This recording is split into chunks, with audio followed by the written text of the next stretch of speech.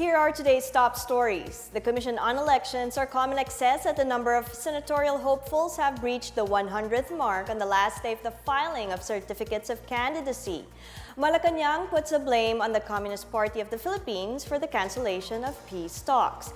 After the successful neutralization of ISIS terrorists, Malacanang joins our brothers and sisters in Marawi as they commemorate the first anniversary of the city's liberation. And find out if the ease of doing business law does work in our Business Matters segment. Good day, I'm Pia Rosas Moroto. Welcome to the PNA Newsroom.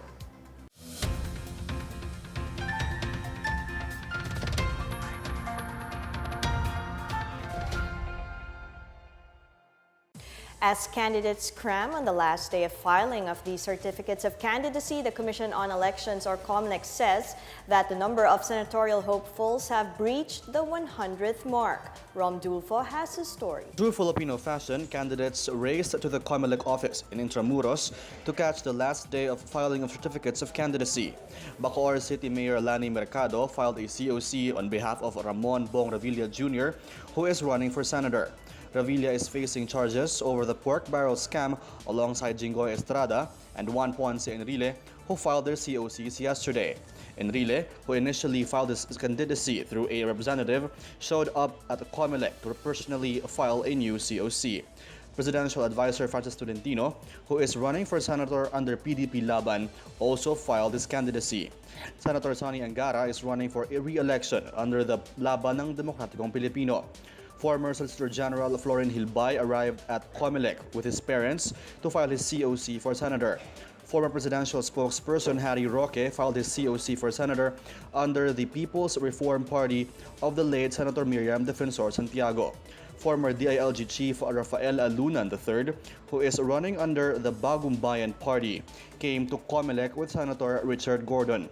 Meanwhile, broadcast journalist Jiggy Manicad, lawyer Romulo Macalintal, and former Senator Serge Osmeña filed their candidacy as independent senatorial candidates. Presidential son Baste Duterte, meanwhile, filed his COC as he runs for Vice Mayor of Davao City. For the PNA Newsroom, I'm Rom Dulfo.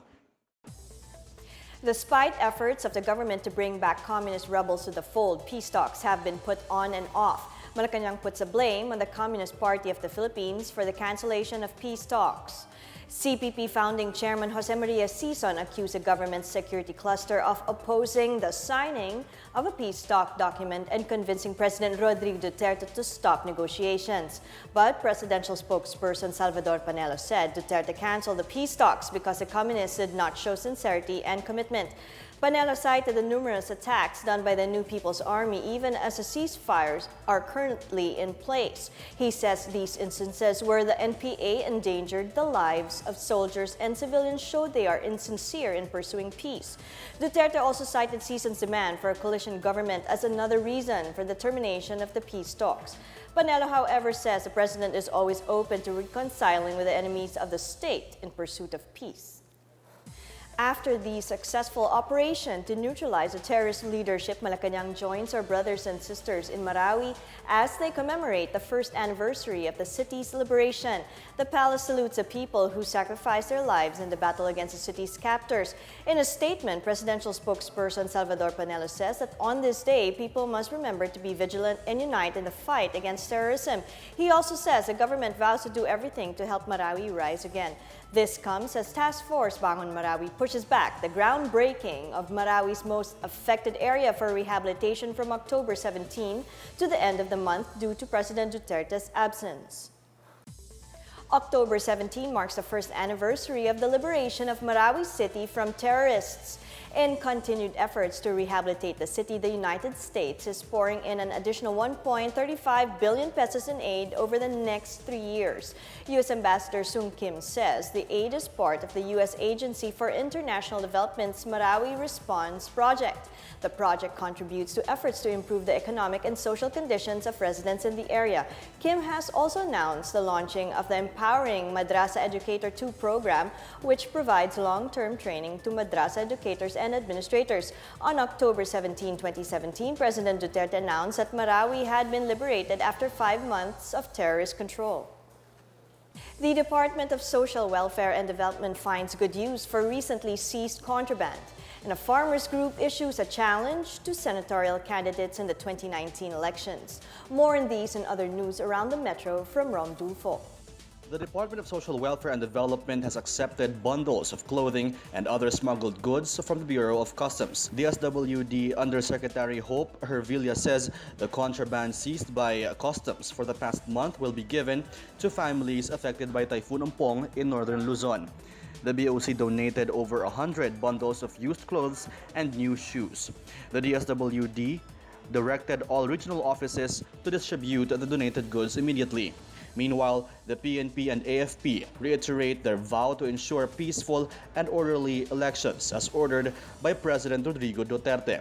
This as PNP Chief Oscar Albayalde and AFP Chief of Staff General Carlito Galvez gave their commitment to remain neutral in the 2019 polls. As deputized agencies of COMELEC, they also plan to intensify operations against loose firearms and gun-for-hire groups in preparation for the midterm elections.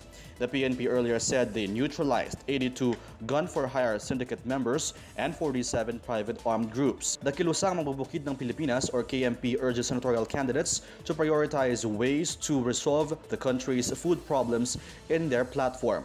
Secretary General Antonio Flores says they have yet to find a candidate with a clear platform on food security.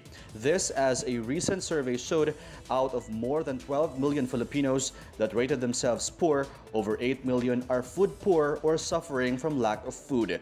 Flores expects senatorial candidates to call for lower prices of rice and other basic commodities. For the PNA Newsroom, I'm Rom Dulfo. Still to come, economic managers form a task force to study the impact of the suspension of oil excise taxes. The DTI holds an agricultural trade fair to showcase food and non-food products from the Mimaropa region. These and more when the PNA Newsroom continues.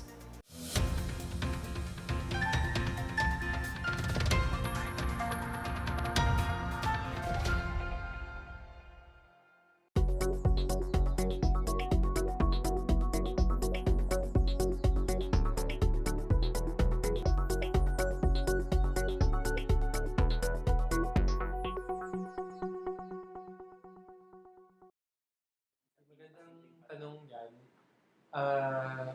marami kasing mga kumpanya or sectors or industry na nagsasabi na napakahalaga ng kanilang ginagawa at kailangan tulungan sila ng gobyerno. Kami naman, siyempre, naniniwala kami na ang bawat sector ay mahalaga. Halimbawa, yung BPO sector, yung electronic sector, yung renewable energy sector, yung books development, and so on. Pero minsan kasi pag pinagsama mo lahat ng gusto nila, ay wala po tayong pera o resources sa tulungan lahat. Kaya ang una po natin gagawin ay alamin natin kung sino sa kanila talaga ang pinakamahalaga from a national perspective para sila ang pa-prioritize natin. At yung mga priority po na tutulungan ay yung mga lumilikha ng trabaho, yung nag-i-invest po sa countryside, yung may dagdag sa exports natin, at may dagdag sa productivity natin. Sila ay tutulungan. Hindi po totoo na tatanggalin yung incentive. In fact, mas maganda ang gusto namin ibigay ng incentive. At kung sila ay nag-invest sa countryside, mas maganda ang incentive package. Pero may mga kumpanya kasi or industriya na hindi na talaga kailangan ng incentive. Kasi ayon sa pag-aaral namin, napaka-profitable ng kanilang business dahil may sure market. Kahit hindi pa sila bigyan ng incentive, kikita po sila kasi ang daming bibili ng produkto nila. Or pumunta po sila dahil sa maganda ang labor skills natin, yung Filipino talent, yung mga minerals o yung lupa. Yung iba sa kanila naman, ang tagal na nag-enjoy ng incentives from 20, 30, may pang 40 years. So sana po sila ay lumaki na at marunong ng mag-negosyo ng walang dagdag na tulong. Kasi ang tagal ng tinulungan ng gobyerno. Sila naman dapat ang tumulong sa atin.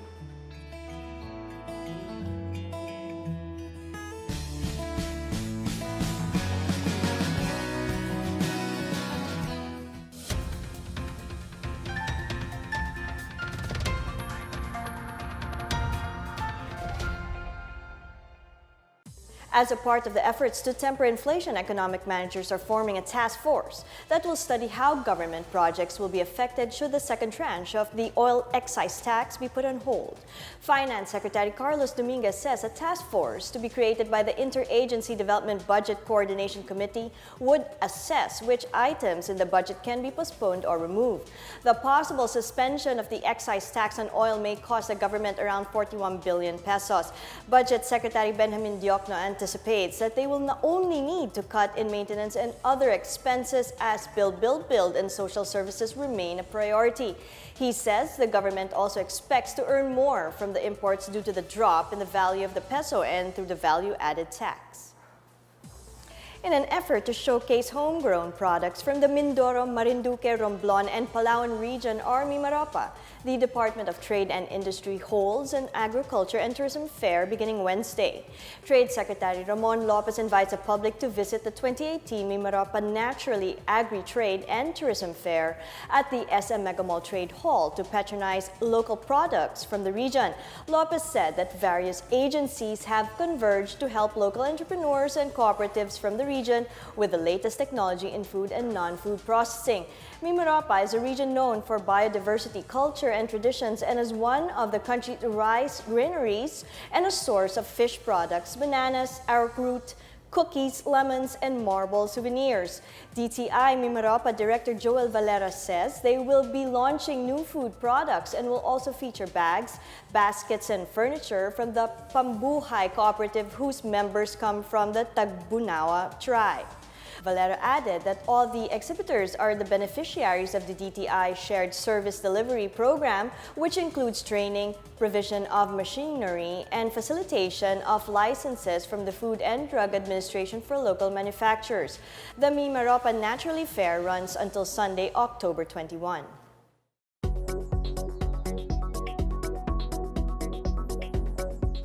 The Ease of Doing Business law was designed to facilitate smooth transactions in setting up businesses for local companies and foreign investors. But does the ease of doing business really work? Miguel Hill tells us more on Business Matters.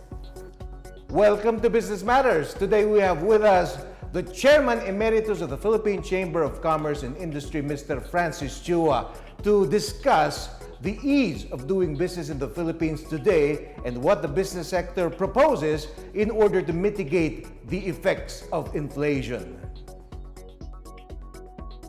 Mr. Chua, welcome to the show. Thank you for inviting me, Miguel. Let's talk about the ease of doing business.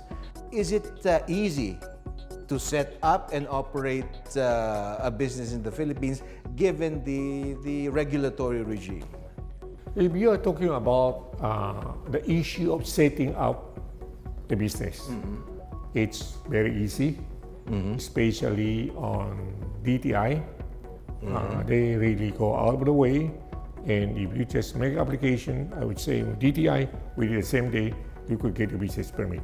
If you are talking about putting up a corporation is a little bit more lengthy, but it's also relatively easy nowadays because the government have already made it known, especially our president. I was there during the launching of the law. He was giving each and every department a fixed period to make the law implemented. There's a difference that businessmen feel as compared to the system before. Yes, as a general, we could see that there is a big effort, at least from the point of view of the president and from the cabinet, to make business more friendly. We, on the part of PCCI, we always try to help the government along this way. So if you know, every year in our business conference, we give award to the local government, the LGU. Also on the basis of how friendly they are to the businessman. Okay, you mentioned the LGUs because it's one thing, national government. Are LGUs really the challenge? I would say LGU could be a challenge. And we in PCCI, because we have local chapter all over the country, we are getting ourselves closer to all the LGUs. And by doing that, we are helping the businessman to work closer with the LGU. So this is something that the PCCI has been doing throughout the years. Of course, human relationship is very important. There are rules and regulations, but with proper coordination, I think it could be a lot easier to follow. Has corruption been lessened the past 2 years? I would say that the perception across the country is it has lessened and it have improved because we have a president who is very strong and he means every word what he says. So a lot of people really try to toe the line. Thank you, Mr. Chua. That's all that we have time for today. Don't forget to tune in for the continuation of our discussion on the next edition of Business Matters. Up next, police defuse a hostage-taking situation at the Cologne station in Germany. A Phil-Norwegian kiteboarder brings home a silver medal from the Youth Olympic Games in Buenos Aires. The PNA Newsroom returns after these reminders.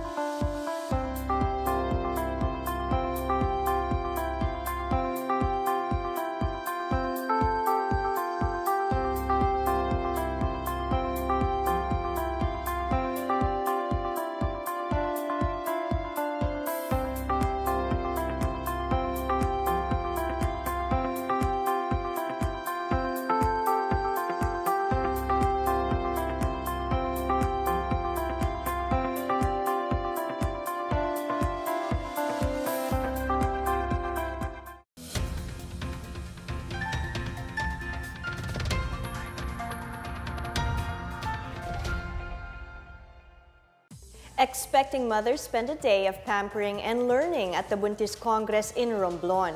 And Davao City welcomes more opportunities as it joins Malaysia and Singapore's investment roadshow. Over 100 pregnant women spend the day learning how to care for themselves and their babies in the Buntis Congress 2018 in Romblon. The Department of Health and the Rural Health Unit gave seminars on safe motherhood and encouraged expecting mothers to breastfeed, undergo checkups, get vaccinations, and learn about family planning. The DOH reminds mothers to give birth in hospitals and health centers where they are assured that they will be taken care of along with their babies. Kalinga Province is making progress in its exploration of the possibilities of powering up through geothermal energy. Kalinga Geothermal Project, a consortium of Aragorn Power and Energy Corporation Guidance Management Corporation and All First Kalinga Limited, had just received a 2-year extension for its exploration permit. If successful, the geothermal project will provide 100 megawatts to barangays in Pasil, Libuagan, and Tinglayan towns. Meanwhile, the consortium vows to continue to engage affected communities such as indigenous peoples to ensure that they will benefit from the project. Davao City is grooming itself as a tourism and investment hub after participating in the September Investment and Tourism Roadshow in Kuala Lumpur, Malaysia, and Singapore. City Administrator Zuleika Lopez says they are promoting the preferred areas to possible investors from Singapore and Malaysia. The delegates have met with Jakim Malaysia and Halal Development Corporation regarding potential partnerships and best practices in implementing regulations on halal products. Singaporean businessmen also showed interest in teaching local farmers how to export their goods. For the PNA Newsroom, I'm Abs Abando. In our foreign news, tension gripped the Cologne Central Station in Germany as police defused a hostage situation that went on for hours. The incident started with an argument between a couple inside a fast food chain. Police say the man took his female companion to a pharmacy in the train station and held her captive. Responding, police took control of the station around noon as trips were diverted and stopped while passengers were evacuated from the area. The hostage taker was eventually subdued after hours of negotiation. The hostage taker was seriously injured and his victim, a teenage girl, suffered only minor injuries. The Cologne Central Station is one of the most important railway junctions in Germany and Western Europe. The Philippines is not coming home from the Youth Olympic Games in Buenos Aires, Argentina, empty-handed thanks to Filipino-Norwegian Christian Teo. The 17-year-old won a silver medal in the kiteboarding competition, tying with Tony Vodisek of Slovenia. Duri Cornel of the Dominican Republic won the gold medal. With this, the Philippines ends its campaign at the Youth Games at 69th place overall with 1 silver medal. Earlier, Nicole Marie Tagle fell in her round of archery, while golfers Yuka Sasso and Carl Jana Corpus lost in their respective rounds. Food security is an issue that every Filipino can come together to ease the problem of hunger in the country. With the recent celebration of World Food Day, the Food and Agriculture Organization lays down ways to ensure everyone gets to have food on their tables. Maricor Zapata has the story. Feeling hungry is normal, but for over 820 million people around the world, having nothing to eat at all is a reality they face every day. The Food and Agriculture Organization's World Food Day celebration this year focuses on ensuring zero hunger. This means working together to ensure everyone has access to safe, healthy, and nutritious food everywhere. In the Philippines, the Department of Agriculture launched this year's World Food Week with a Food and Agri-Products Fair in Quezon City. Ordinary Filipinos can also help achieve zero hunger in their own way, not only on World Food Day, but also every day. First, by reducing food waste. Leftovers should be preserved to be eaten later or use them as ingredients in another meal. When eating out, order only what you can finish or take your leftovers home. Second, support your local farmers. As they find ways to improve and diversify their crops, they get their biggest support from the people who buy their products. Third, adopt a healthier and sustainable diet. Preparing nutritious and filling meals need not be elaborate. Follow chefs and bloggers that advocate sustainable recipes and share them with your family, friends, and colleagues. For the PNA Newsroom, I'm Maricor Zapata. Let's now check out the weather forecast for Metro Manila and the rest of the country.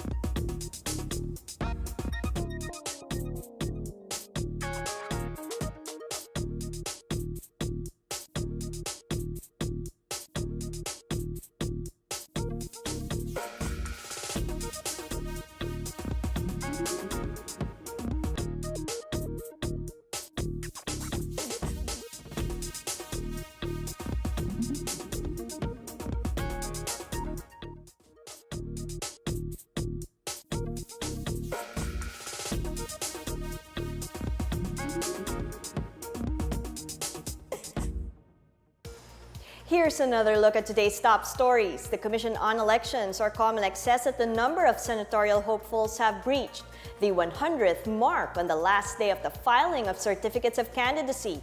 Malacanang puts a blame on the Communist Party of the Philippines for the cancellation of peace talks.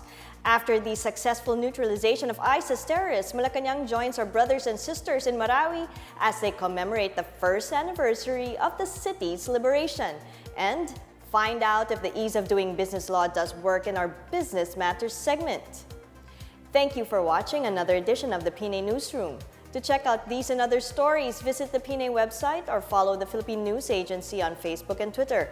For more stories about the government and how it serves the Filipinos, look for these hashtags in all our social media platforms and websites.